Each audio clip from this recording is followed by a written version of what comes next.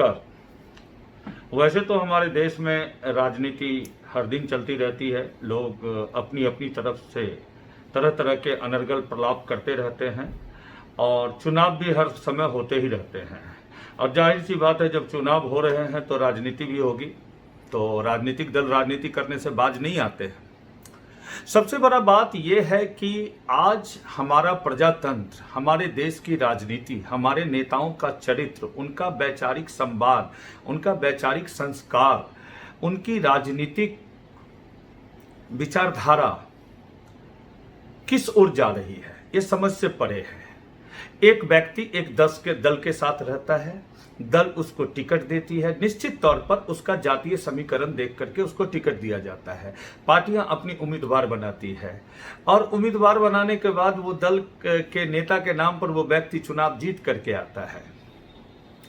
और फिर कुछ ऐसा होता है कि जब वो चुनाव में जाता है तो जिसके खिलाफ वो चुनाव लड़ रहा है उसके नेता और उसके प्रति अनर्गल प्रलाप करता है, तरह तरह के इल्जाम लगाता है, तरह तरह की बातें करता है, जनता के बीच में नई नई चीजें लेकर के परोसता है। लेकिन बाद में अगर आप देखें तो कुछ दिनों के बाद फिर वो सब चीजें ठंडी बस्ती में चली जाती है। जब उसको, उस व्यक्ति को फिर उस दल में जाकर के सम्मिलित होना होता है, तब वो सब कुछ ठीक हो जाता है। और सबसे दिक्कत की बात यह है कि वो राजनीतिक दल जिनके विरुद्ध चुनाव लड़के आते हैं, जो तरह तरह की बातें करते हैं, उनको फिर से अपनी पार्टी के अंदर ले लिया जाता है और जनता भी इस पर विश्वास करती है। ये बड़ी समझ से परे है। आज जो हमारे देश की और हमारे गांव की और ये हमारी जो इतनी समस्याएं हैं, उसके पीछे कहीं ना कहीं हमारा ये बात महत्वपूर्ण कारण है कि हम जब उनके द्वारा किए गए वादों को भूल जाते हैं और भूलने के बाद सिर्फ हम जब वोट देने जाते हैं तो मुझे एक ही चेहरा याद होता है, वो पोलिंग बूथ पे, कि किस दल का उम्मीदवार है और किस जाति का उम्मीदवार है। तो जो हमारा चुनाव होता है, चुनाव के अंदर जब हम सिलेक्शन करते हैं तो अच्छे लोग को हम ला नहीं पाते हैं। चलिए, जिसका खामियाजा हर पार्टियों को भुगतना पड़ता है। अभी बिहार में चुनाव है। बिहार के चुनाव में एक बात देखा जा रहा है, एक तरफ सुशासन की 15 साल से चली हुई सरकार है और वो सुशासन की सरकार पिछले 15 साल के पहले के जंगल राज को जनता के बीच में ला करके विपक्ष को कमजोर करने की कोशिश करती है। जब बयानों से काम नहीं चला तो कुछ उनके विधान परिषद जो बिकाऊ माल थे, ये लोग जो नालायक, जो उनकी टिकट पर चुनाव जीत करके आए थे, ये नालायक लोग 5 आदमी मिलकर के और विधान परिषद की सदस्यता से ही दूसरी पार्टी को छोड़ करके दूसरी तरफ गए और अपना दूसरा गुट बना लिया। मैं कहना चाहता हूं तेजस्वी यादव जी को कि भाई देखो, ऐसा है कि अभी तो राजनीति आपने शुरू करी है, आपको बहुत लंबा जाना है, इससे घबराने की कोई जरूरत नहीं है। ये कचरे जो हैं आपकी पार्टी से निकल करके चले गए, या जो लोग आपको धमकी दे रहे हैं या इस्तीफा की बात कर रहे हैं, जिनको सेवानिवृत्त होकर के घर में बैठना चाहिए, शायद उनको कोई राजनीतिक पद नहीं मिला, उनको मुख्यमंत्री के लिए उम्मीदवार आपने नहीं बनाया, इसलिए वो नाराज हैं और इस्तीफा देने की भी धमकी दे रहे हैं आपको। और विपक्ष इसमें मजे ले रहा है, सरकार, सत्ता पक्ष इसका मजा ले रहा है। इससे घबराने की जरूरत नहीं है। इस तरीके से लोग जाएंगे आएंगे, लेकिन आपसे मेरा एक अनुरोध है कि इस तरीके के लोगों को आप चिन्हित करके इनको सबक सिखाने का काम कीजिएगा। और बाकी ये जो 4-5 लोग चले गए हैं, ये सब नक्कारे हैं, इससे कितने 5 वोट नहीं दिलवा पाएंगे। अच्छी बात है, नीतीश कुमार जी ले गए। नीतीश कुमार जी धुरंधर आदमी है, अच्छे नेता हैं, इनको क्या होगा ये फिर भविष्य में देखा जाएगा। अभी दूसरी बात यह है कि जब चुनाव आता है तो 2 मुद्दे बड़ी तेजी से होते हैं। रोजगार का, और रोजगार कहां से मिलेगा भाई? चीनी मिल से, जूट मिल से, उद्योग धंधे से। पिछले 15 साल में जो सरकार है, इस सरकार ने एक कल कारखाने नहीं लगाए, कहीं कोई ऐसी फैक्ट्री नहीं लगी जो हमारे बिहार का समेकित विकास होता और वहां पर लोगों को नौकरी दी जाती या काम देता। तो ये तो खोखली बात है। अभी सुशील मोदी जी को मैं पढ़ रहा था, उनका ट्विटर पर भी उन्होंने लिखा है, अखबार की कटिंग उन्होंने डाली है, उसमें उन्होंने लिखा है कि चीनी मिल का 2200 एकड़ जमीन जो है वो बिहार की कायाकल्प कर देगा। मैं पूछना चाहता हूं कि ये 2200 एकड़ जमीन मोदी जी अभी मिला है कि पहले से था? और चुनाव के समय में ही आपको ये क्यों याद आया? फिर से चीनी मिल, क्या गोलगप्पा क्या आप दे रहे हैं? आप इस चीजों से बाज आइए। आप अपनी बातों से वादा पूरा नहीं कर पाए, इसलिए आपको माफी मांगनी चाहिए बिहार की जनता से। हां, आपके पास एक ऐसा नेतृत्व है जिसको पूरी दुनिया सम्मान करती है, देश के बहुसंख्यक लोग उसका सम्मान करते हैं, वो है श्रीमान नरेंद्र मोदी जी। आज देश कितनी संकट की घड़ी से गुजर रहा है, हमारे प्रधानमंत्री बेहतरीन तरीके से उसको डील कर रहे हैं, चाहे वो चीन का मसला हो, पाकिस्तान का मसला हो, आतंकवादियों से हो या कोरोना जैसे वैश्विक महामारी से हो, अच्छा नेतृत्व दे रहे हैं।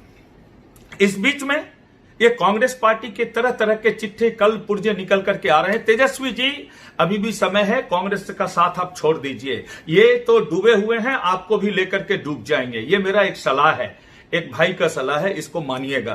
क्योंकि इनकी जितनी करतूतें आज निकल करके आ रही है, जितनी बाहर आ रही है, आप समझ सकते हैं कि ये इनके लिए जी का जंजाल बनेगी। और विपक्ष तो, सत्ता पक्ष तो इन पर हमला करेगा, क्योंकि ये पाप इन्होंने किया है। जिस तरीके से आपको 15 साल पहले की ये जंगल राज गिनाना शुरू कर देते हैं, उसी तरह सत्ता पक्ष इनको इमरजेंसी दिखा देता है कि 1975 में तुमने इमरजेंसी तुम्हारे प्रधानमंत्री ने लगाया था, लोकतंत्र का गला घोट दिया गया था, हत्या कर दी गई थी, लोगों को जेल में बंद कर दिया गया था। कल 25 जून था, उसकी बरसी लोग मना रहे थे, तो ये तो इनको जिंदगी भर सुनना पड़ेगा। अभी राहुल गांधी का एक से एक बात गुप्त चुप कैसे चीन से मिलते थे, चीन के राजनयिकों से मिले, क्या क्या डील हुआ, कौन सा एमओयू साइन किए, कैसे पैसा उन्होंने अपने पीएम केयर फंड में, पीएम रिलीफ फंड में लिया, वहां से फिर राजीव गांधी फाउंडेशन को दिया। तो बीजेपी तो इनकी परत की दर परत उखाड़ करके दे रही है। ये मां बेटा दोनों परेशान है, ये पूरी पार्टी परेशान है। इसलिए इनकी बेचैनी को समझा जा सकता है, जनता को समझना चाहिए कि ये किस तरह के। इसलिए मैं कहता हूं कि इनके साथ तो आप, इनका साथ जितना जल्दी छोड़िएगा उतना आपके लिए अच्छा होगा। क्योंकि हम किसी दल के समर्थक हों, कोई भी हो, कम से कम कांग्रेस के तो समर्थक नहीं है। इन्होंने देश को लूटा है, तेजस्वी जी, इन्होंने देश को लूटा है। और मैं आपको एक सलाह दूंगा, आप को लंबा जाना है, क्या है, सत्ता आप बढ़िया है, फाइट कर रहे हैं, लड़िए, लेकिन नीतीश कुमार और सुशील मोदी, ये जो दोनों जोड़ी है ना, इसके लिए कुछ बेहतरीन काट आपको लेके आना पड़ेगा। जिस मुख्यमंत्री को जुलाई महीने में आकर के, जून जुलाई में आकर के एक बारिश के बाद पटना का निरीक्षण करता हो, तो उनके अधिकारी क्या कर रहे थे? फिर वही होना है, बाढ़ का हालात वही होगा जो पहले होता आया है। फिर लोग भूल जाएंगे। पिछली बार ये चड्डी बनियान में निकले थे, बहुत तौनी हुई है, इस बार शायद लगता है पैजामा में निकलेंगे। और क्या करेंगे, जाना तो निकलना तो इनको पड़ेगा ही, बाढ़ तो आनी है। अभी इन्होंने कहा, क्वारंटाइन सेंटर पर वीडियो कॉन्फ्रेंसिंग के तहत मजदूरों से बात की, हमारे मुख्यमंत्री जी ने गाना सुना, नून रोटी खाएंगे, बिहार छोड़ के न जाएंगे। और ये भी इधर से कहे, ना रहिएगा बिहार में, यही हम आपको काम देंगे। फिर ये प्रवासी मजदूर लोग, हमारे भाई, क्यों जा रहे हैं बिहार से? मुख्यमंत्री जी को ये बताना चाहिए कि क्या आपने रोजगार दे दिया, कितने लोगों को रोजगार दे दिया, ये फिर क्यों पलायन कर रहे हैं, क्यों भाग रहे हैं, क्या कारण है? क्या फिर अपनी बेइज्जती करानी है? बेइज्जती तो हो ही रही है। तो ये भी समझ से परे बात है कि आखिर ये लोग जो आए थे और ये लोग क्यों जा रहे हैं। जहां तक फिर से मैं कहूंगा, मुझे कोई ऐसा आदर्शवादी नेता तो दिखाई नहीं पड़ता जिसने कुछ वादे या बातें जनता से की थी, उस चीज को लेकर के वो पुनः उस बात पर कायम है। यहां तो प्रवासी पक्षियों की तरह लोग आते जाते हैं, चुनाव का मौसम है, कभी इधर जाएंगे, कभी उधर जाएंगे। कार्यकर्ताओं का क्या है, सब कुछ फिक्स है। राज्यसभा से सदस्य होना है, फिक्स है। विधान परिषद से सदस्य होना है, फिक्स है। धनवान लोगों का राजनीति में आना जाना लगा रहता है। सब कालखंड में धनवान लोग, पैसे वाले लोग पिछले दरवाजे से, राजनीति के दरवाजे से अपनी इज्जत और शोहरत, मान प्रतिष्ठा के लिए आते रहे और पार्टियां ने पैसा ले लेकर के उनको महिमा मंडन किया है। यहां एक बात काबिले तारीफ है और समझाना, कहना चाहूंगा, कुछ हद तक कार्यकर्ताओं का सम्मान अगर था तो लालू जी की पार्टी में था कि गरीब गुरुओं को लोग, भगवतिया देवी जैसे लोगों को भी उन्होंने सांसद बनाया है। अब कोई ये बात कहे कि भगवतिया देवी ने पैसा दिया था इसलिए उनको सांसद बना दिया, तो ये तो बात गले से नहीं उतरती है। कभी चाय बेचने वाले, बछवाड़ा के स्टेशन पर चाय बेचने वाले यादव जी को भी उन्होंने टिकट देकर के विधायक बनाया था। तो ये सब जो चीजें हैं, ये सब लालू जी ने ही किया है सामाजिक न्याय के नाम पे। नीतीश कुमार जी का कोई ऐसा वो दिखाई नहीं पड़ता, या भारतीय जनता पार्टी का ये नहीं दिखाई पड़ता कि भारतीय जनता पार्टी तो बस मंच और मोर्चा में व्यस्त है, संगठन के काम में व्यस्त है। जितना मंच मोर्चा, जितनी जाति उतना मंच मोर्चा बना करके उनको सबको पदाधिकारी बना देना है और चुनाव जीत जाना है। सुशील मोदी कल कह रहे थे कि 1 लालू क्या 5 लालू भी आ जाएंगे तो भी एनडीए को हराना नहीं होगा। मैं कहना चाहता हूं 2015 का विधानसभा चुनाव बुरी तरह आप हारे थे, आपके नेतृत्व में वो चुनाव लड़ा गया था। और नीतीश कुमार जी 2014 में अपना हश्र देख चुके हैं। नीतीश कुमार जी ने बीजेपी से संबंध तोड़ करके लालू जी के कंधे पे पैर रख करके सत्ता में पहुंचे और फिर साल 2 साल बाद फिर बीजेपी के साथ आ गए, जहां उन्होंने विधानसभा में कहा था कि मैं मिट्टी में मिल जाना पसंद करूंगा लेकिन बीजेपी के साथ नहीं जाऊंगा। तो आपकी कथनी और करनी में बड़ा फर्क है जनाब। आप लोग जो बात कहते हैं वो बात आपके दिल में नहीं, आपके लिए सत्ता सर्वोपरि है।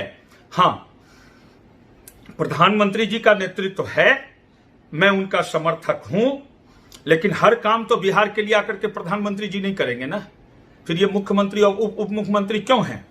तेल के दाम बढ़े हैं, आप लोगों ने, विपक्ष ने हंगामा मचा रखा है, कांग्रेस पार्टी ने। कांग्रेस पार्टी को पूछना चाहिए कि क्या इनके सरकार में क्या तेल के दाम नहीं बढ़ते थे? और कोई भी सरकार, हर सरकार ने अपने अपने समय में तेल के दाम बढ़ाए हैं। ऐसा तो है नहीं कि ये तेल के दाम बढ़ा करके नरेंद्र मोदी जी अपने पॉकेट में पैसा रख रहे हैं। बिना मतलब का हल्ला हंगामा, जनता के ध्यान को भटकाना, यही आपकी राजनीति है, ऐसे ही चलता है। एक महान राजनेता है संजय राउत, उनको बिहारी का नाम सुनते ही पेट में दर्द शुरू हो जाता है। भगवान करे कि एक बार संजय राउत जी बिहार आते शिवसेना का चुनाव प्रचार करने के लिए और बिहारियों से रूबरू हो लेते, उनको पता चल जाता कि बिहार का तो अभी रेजिमेंट का शौर्य गाथा उन्होंने देखा है गलवान घाटी में, बिहार में भी उनको हम दिखा देते हैं। नमस्कार, धन्यवाद। प्रभु बचाए ऐसे राजनेताओं से।